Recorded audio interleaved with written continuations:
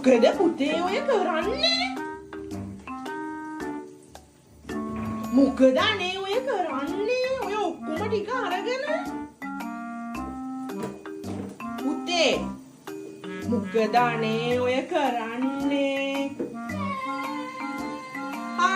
නෑ හරි මොකද කරේ මයි දෙයියා ඔය කරන්නේ අනේ?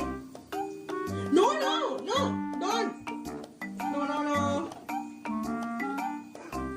කක්ක පුතේ කන්නේ කක්කනේ කොහෙන්ද යන්නේ